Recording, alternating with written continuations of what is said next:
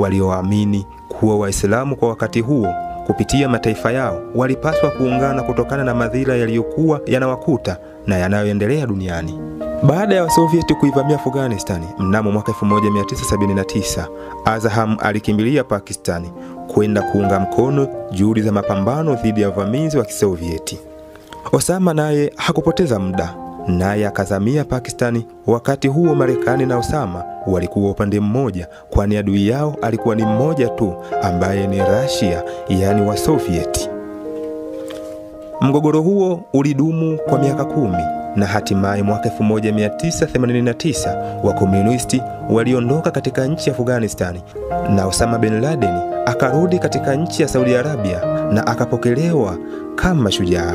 Lakini baadaye nchi ya Saudi Arabia ilimnyima ushirikiano Osama kama ilivyokuwa zamani, baada ya kupata na kugundua Osama bin Laden alikuwa na ajenda yake ya siri ambayo ingeweza kuharibu taswira ya nchi hiyo.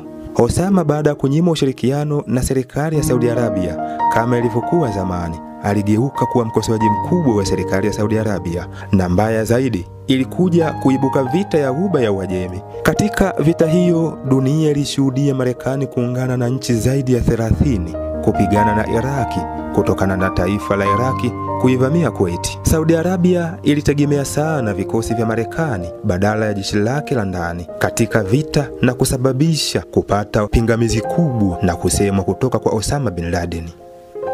Osama aliamini kuwa uwepo kwa Marekani Saudi Arabia na uwepo wa kambi za kijeshi za Marekani katika Mashariki ya Kati ni mkakati wa kusambaratisha Uislamu. Lakini kitendo cha Wapalestina kupigwa katika nchi yao ni kitendo alichokiita kama udhalilishaji na aibu kubwa kwa mataifa ya Kiarabu na Uislamu. Kwa hiyo uhasama na mvutano kati ya Osama na nchi yake ya Saudi Arabia ulikuwa mkubwa sana na kusababisha Osama kunyang'anywa uraia wake na kufukuzwa nchi. Baada ya kufukuzwa nchi, Osama alikimbilia Sudani na baadaye akaenda Afghanistan na kwenda kuwa mmoja wa waanzilishi wa kundi la wapiganaji lililoitwa Al-Qaeda, likiwa na maana ya msingi au the base.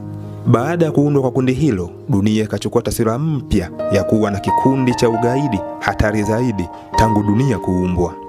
Kundi hilo likiongozwa na Osama bin Laden likaanza kupanga njama za kulidhoofisha taifa la Marekani, licha ya kuwa taifa lenye ushawishi mkubwa wa kibepari duniani. Kabla ya kufanya shambulio kubwa la Septemba 11, 2001, kundi hilo lilifanya majaribio la kulipua bomu lililobebeshwa kwenye gari ambalo liliingia katika jengo hilo mwaka 1993. Majengo hayo pacha yaliyopo mjini New York nchini Marekani yalishambuliwa